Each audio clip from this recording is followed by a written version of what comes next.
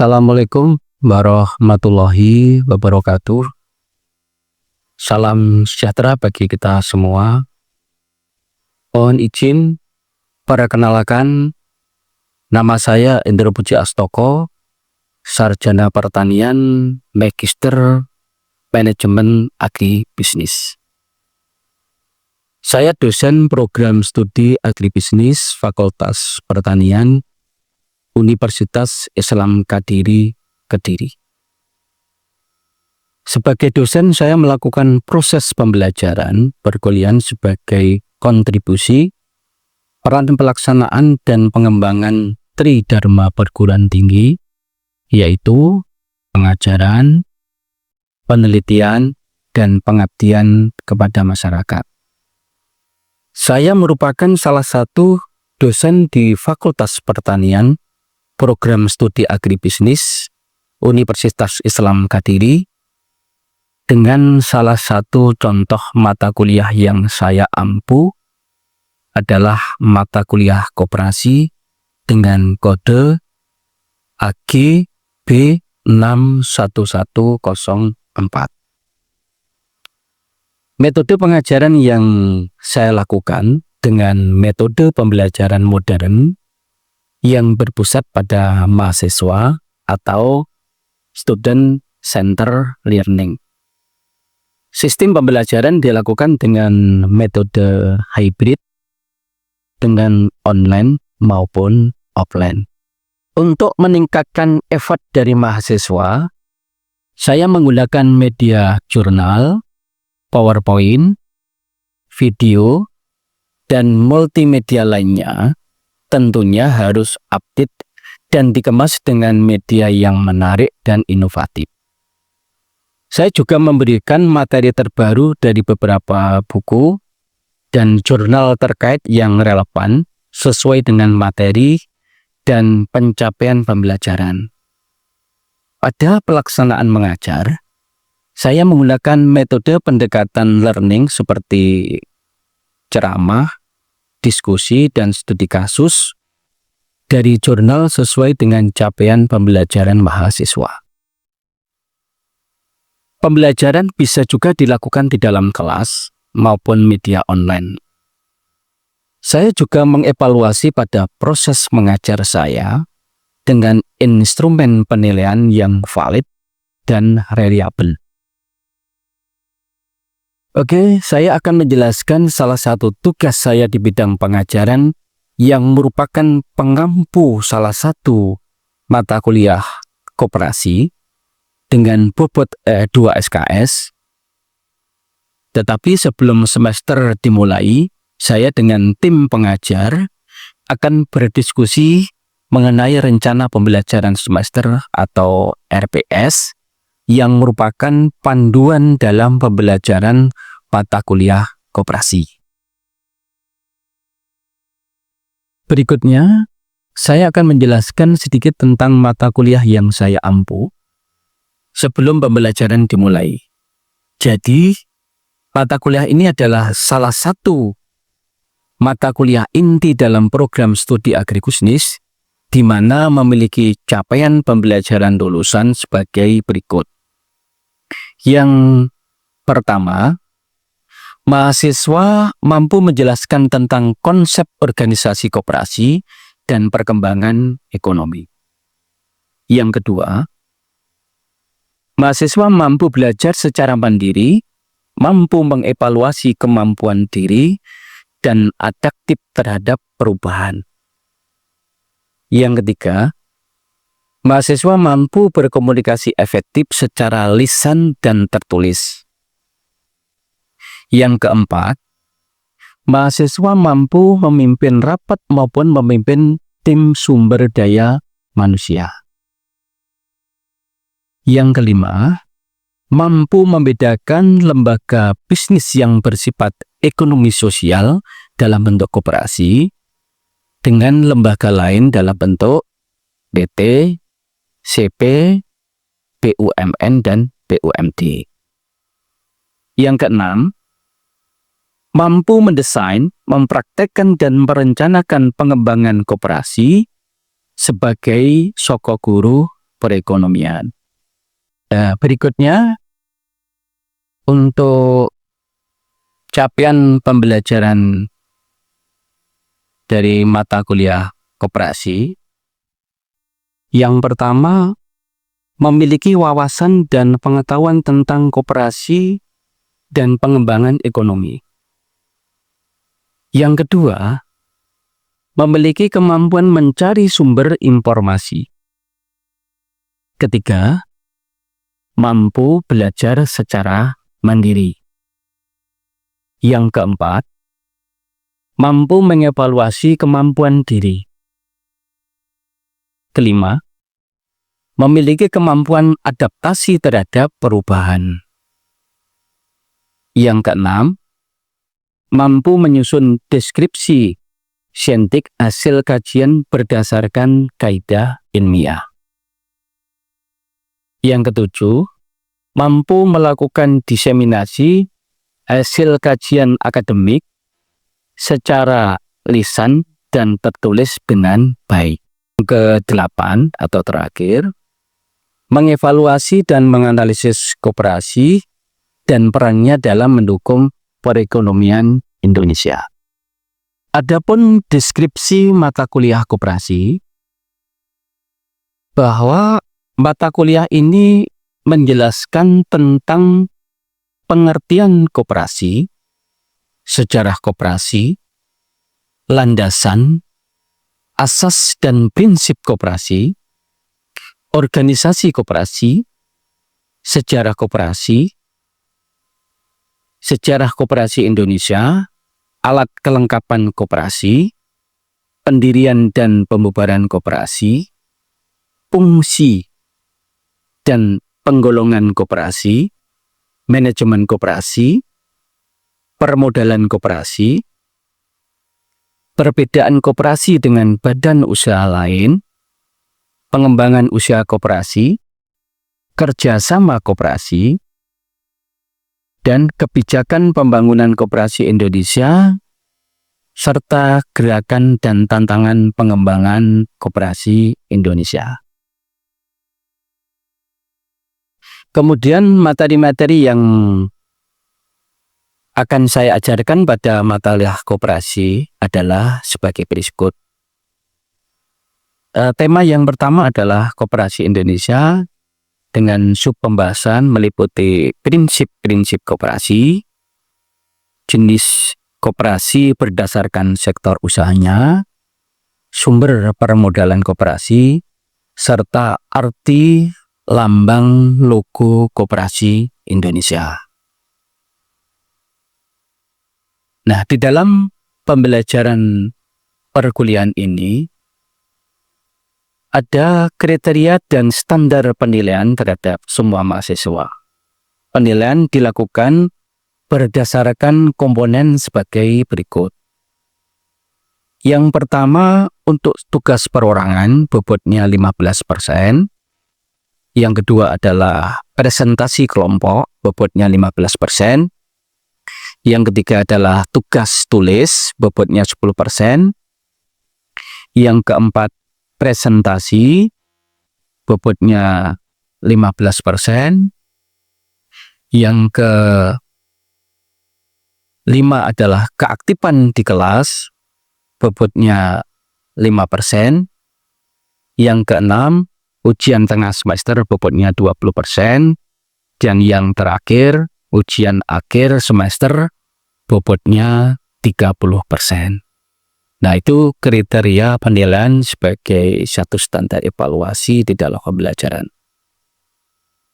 Kemudian di sini saya akan menyampaikan beberapa video terkait tentang metode pembelajaran pada hari ini dengan tema Koperasi Indonesia.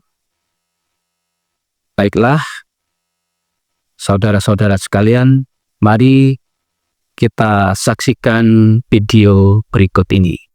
Assalamualaikum warahmatullahi wabarakatuh. Selamat pagi dan salam sejahtera bagi kita semua. Oke, hari ini kita akan bahas materi tentang Koperasi Indonesia. Nah, untuk hal pertama yang harus kita ketahui bahwa pengertian koperasi Indonesia itu digambarkan sebagai sebuah badan hukum yang anggotanya orang per orang atau badan hukum. Ini sebagai satu lembaga sosial ekonomi menjadi satu model dari kelembagaan lain yang ada di Indonesia. Kalau kita bandingkan dengan lembaga-lembaga bisnis yang lain, koperasi itu memiliki satu model yang khusus ya, karena kan sebagai lembaga ekonomi yang bersifat sosial, ini arah tujuannya lebih kepada kesejahteraan anggota. Tetapi kalau lembaganya ini adalah lembaga yang sifatnya PT atau CV, itu lebih mengarah kepada profit. Nah, itu perbedaannya menyolok. Sehingga di dalam lembaga organisasi koperasi ini, profit utamanya adalah untuk kesejahteraan seluruh anggota. Ya, anggota itu siapa saja yang di dalamnya nanti ada pengurus, ada pengawas, ada manajer, dan karyawan, serta seluruh anggota yang terdapat di dalam organisasi koperasi. Nah, sebagai bukti anggota terdaftar adalah mereka melakukan pendaftaran dan menjalankan kewajibannya pembayaran simpanan pokok dan simpanan wajib. Nah, itu sebagai pengertian koperasi. Berikutnya prinsip koperasi di Indonesia itu ada 7. Yang pertama adalah keanggotaan bersifat sukarela. Artinya untuk menjadi anggota koperasi itu tidak ada paksaan. Semuanya boleh selama warga negara Indonesia. Dibuktikan mereka harus memiliki KTP. Karena dalam aturan kependudukan, seseorang yang sudah menempati satu wilayah di Indonesia itu selama 6 bulan berturut-turut harus memiliki KTP. Prinsip yang kedua, pengelolaan dilakukan secara demokratis. Demokratis itu adalah mengedepankan asas kekeluargaan dan musyawarah. Artinya, manakala di dalam kelembagaan koperasi itu muncul satu masalah atau perbedaan pendapat, maka penyelesaiannya dengan jalan diselesaikan dengan komunikasi kekeluargaan, dimusyawarahkan untuk mencapai mufakat. Yang ketiga, pembagian SAU dilakukan secara adil sebanding dengan besarnya jasa masing-masing. Ingat bahwa semua anggota koperasi itu tidak semuanya aktif. Aktif di sini dalam arti mereka ikut berpartisipasi di dalam bisnisnya koperasi.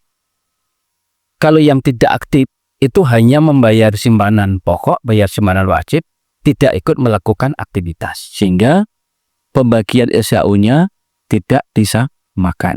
Disinilah menggambarkan rasa keadilan di dalam pengelolaan organisasi koperasi. Yang keempat, pemberian balas jasa yang terbatas terhadap modal. Anggota memiliki kesempatan untuk menyimpan di dalam simpanan sukarela, tetapi koperasi memberikan balas jasa sesuai batas kemampuan dari pendapatan yang diperoleh koperasi. Nanti di dalam aturan SAU itu ada pedoman aturan pembagiannya. Yang kelima adalah kemandirian, di mana koperasi itu akan berkembang manakala antara anggota, pengurus, dan pengelola itu ada rasa memiliki, ada kemandirian untuk menumbuh kembangkan bisnisnya. Artinya kalau di dalam bisnis koperasi itu ada hal-hal mungkin yang bisa dimanfaatkan anggota, akan lebih baik anggota itu memanfaatkan bisnis yang ada di koperasi, jangan beli di tempat yang lain. Sehingga dengan kemandirian ini maka bisnisnya akan berkembang lebih baik. Yang keenam adalah pendidikan perkoperasian. Di sini peran penting koperasi sebagai lembaga ekonomi yang bersifat sosial tidak lepas juga ingin mencerdaskan seluruh jajaran yang ada, mulai dari anggota, pengurus, manajer, sampai pengawas. Supaya apa? Ada pemahaman tentang koperasi yang sesungguhnya, ada tingkat kemampuan, wawasan maupun keterampilan di dalam perkembangan anggota waktu demi waktu, sehingga bisa update terhadap perubahan situasi ini. Yang terakhir ketujuh, kerjasama antara koperasi. Nah, ini menggambarkan koperasi ini memiliki hak sama seperti lembaga-lembaga usaha yang lain. Bisa bekerja sama antar koperasi atau bekerja sama dengan lembaga usaha yang lain. Dan mereka memiliki hak yang sama sesuai dengan kontrak perjanjian yang dilakukan. Berikutnya kalau kita lihat jenis-jenis koperasi berdasarkan perusahaannya. Di Indonesia itu ada 5 jenis koperasi. Yang pertama adalah koperasi simpan pinjam. Jadi koperasi simpan pinjam ini sebagai wahana bagi anggota untuk melakukan penyimpanan dan pinjaman. Yang kedua, jenis koperasi konsumen. Koperasi ini adalah bagian dari satu jenis koperasi yang menyediakan kebutuhan bahan pokok bagi anggotanya. Bisa usahanya adalah bentuk model supermarket atau swalayan, mungkin juga bisa pertokoan atau bahan pertanian. Sehingga kesulitan-kesulitan anggota terkait dengan aktivitas harian itu bisa dipenuhi oleh koperasi. Jenis yang ketiga adalah koperasi produsen. Ini biasanya berdiri di daerah-daerah yang merupakan produsen suatu produk. Yang keempat adalah koperasi pemasaran. Ini suatu model, kalau di perusahaan itu ada model perdagangan, maka koperasi modelnya adalah koperasi pemasaran. Terus yang terakhir, yang kelima adalah jenis koperasi jasa. Koperasi ini satu model yang menyediakan satu produk jasa. Jasa itu bisa model jasa transportasi, mungkin jasa penyediaan tiket pesawat terbang, atau mungkin yang sekarang lagi rame itu adalah jasa sewa kendaraan yang lagi viral ya akhir-akhir ini. Nah, jadi kalau kita simpulkan lagi, ada 5 jenis koperasi berdasarkan jenis sektor usahanya. Berikutnya kita lihat sumber modal koperasi. Patut diketahui bahwa karena koperasi ini adalah kekuatan di rapat anggota, maka sumber permodalannya itu ada beberapa sumber. Yang pertama adalah dari simpanan pokok. Simpanan pokok anggota ini adalah simpanan yang dibayar 1 kali selama menjadi anggota. Yang kedua adalah simpanan wajib. Simpanan wajib itu adalah simpanan yang harus dibayar setiap bulan selama menjadi anggota. Terus sumber permodalan yang ketiga adalah simpanan khusus. Simpanan khusus itu memberikan ruang kepada anggota yang memiliki kelebihan materi atau uang, itu bisa disimpan di koperasi. Dan nanti koperasi berhak atau berkewajiban memberikan jasa terhadap simpanan yang dilakukan oleh anggota. Yang keempat adalah cadangan modal. Cadangan modal ini bagian dari pembagian SHU, bahwa nanti di dalam struktur organisasi koperasi saat tutup buku per 31 Desember itu ada pembagian SHU. Nanti 45% itu untuk anggota, terus nanti yang 20% itu bisa ambil cadangan modal, 10% nanti untuk dana pengurus, nanti yang 5% untuk dana pendidikan, 5% untuk dana sosial, dan sisanya nanti untuk dana karyawan. Yang terakhir adalah hibah. Hibah ini bisa diberikan oleh pemerintah atau pihak ketiga, tetapi dengan syarat tidak mengikat. Logo ini adalah menggambarkan Indonesia banget. Gambar yang pertama, rantai ini adalah melambangkan persahabatan yang kokoh. Yang kedua adalah roda bergerigi.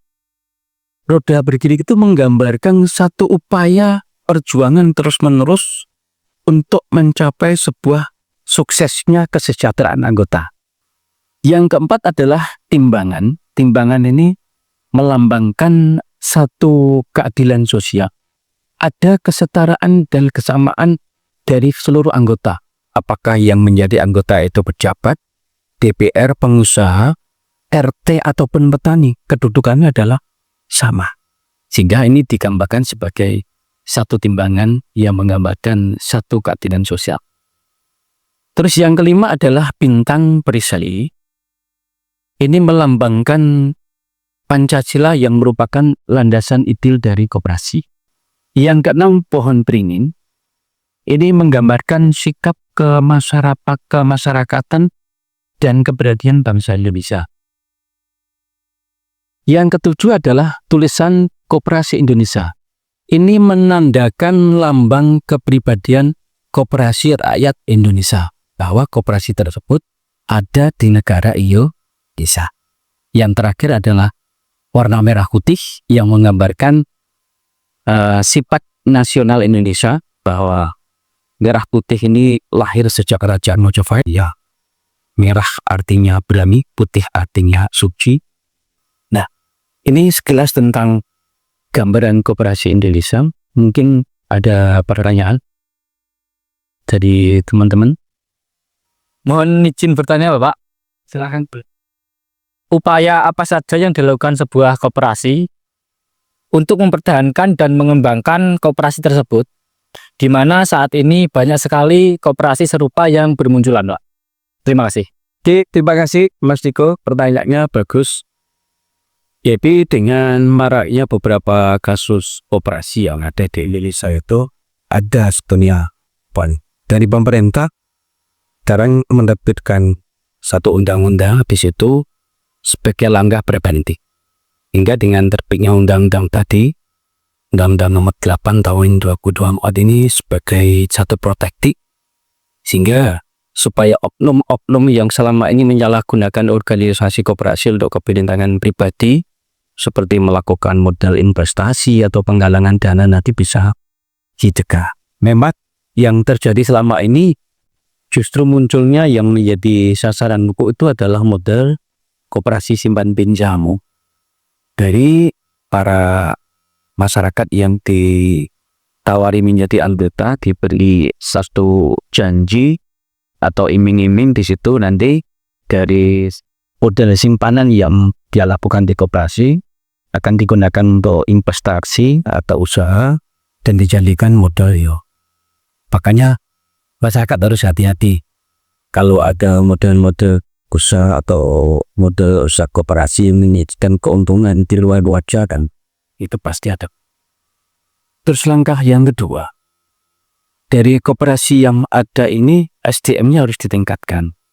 Jadi tingkat keterampilan dan pengetahuan di bidang tata kelola usaha dan moralitasnya itu harus digapai, jika mereka nanti tidak menjadi satu model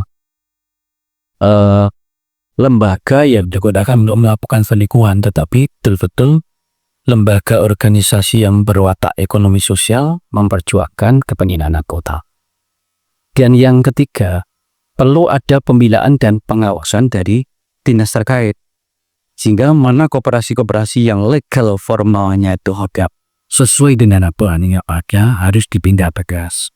Terus yang terakhir, koperasi harus banyak berbenah dengan membuat aturan-aturan yang sifatnya persus, tata kelola standar operasional manajemen, dan SOP-nya distandarkan, sehingga di dalam pelaksanaannya nanti betul-betul sesuai dengan kaidah atau aturan di dalam pengelolaan koperasi, tidak menabrak undang-undang ataupun aturan yang sudah diterbitkan.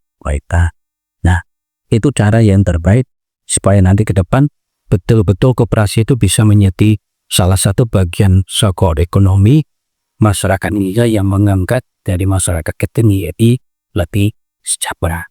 Izin bertanya, bagaimana koperasi dapat berkembang di era digital saat ini? Oke, terima kasih Mbak Indri. Bahwa memang kalau kita lihat perkembangan dari situasi sekarang di era Orangiro ini, dunia berkembang dengan etnis.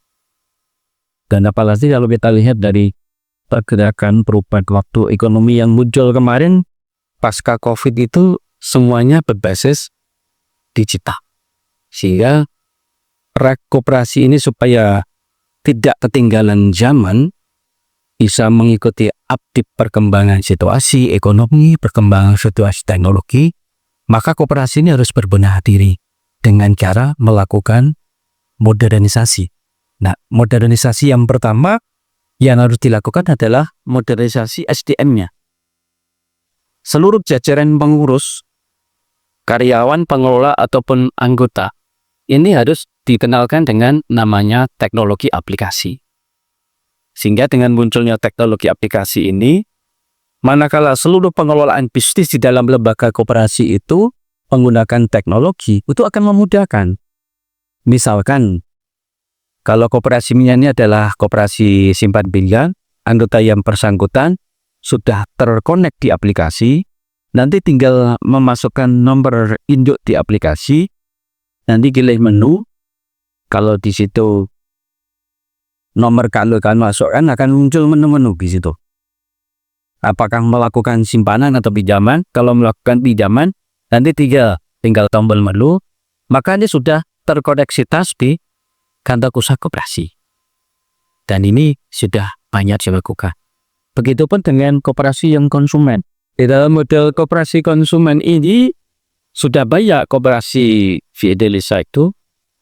Salah satunya yang Kediri itu, London Woyo itu sudah masuk dalam kategori koperasi modern nasional. Di dalam pengelolaan bisnisnya itu sudah berbasis aplikasi. Semua lini bisnisnya antara kantor cabang satu dengan yang lain itu terkoneksitas di aplikasi. Anggota dari wilayah manapun itu tinggal komunikasinya lewat aplikasi baik Gigil. Nah, sehingga dengan adanya era digital, koperasi harus berbenah, melakukan update, mengikuti teknologi, guna efisiensi pelayanan cepat, dan memudahkan anggota untuk berkooperasi di dalam pengembangan kesejahteraan anggotanya atau di dalam mengembangkan ekonomi. Demikian untuk perkuliahan hari ini. Saya berharap teman-teman nanti bisa menonton video tentang perkuliahan dengan tema Koperasi Indonesia. Semoga saudara bisa mengambil manfaat dan apa yang saya sampaikan nanti bisa mendukung perkembangan koperasi Indonesia dan juga menjadi salah satu solusi permasalahan-permasalahan koperasi yang saudara-saudara kelola, dan berharap koperasi Indonesia semakin maju bisa menjadi soko guru perekonomian Indonesia. Terima kasih. Wassalamualaikum warahmatullahi wabarakatuh.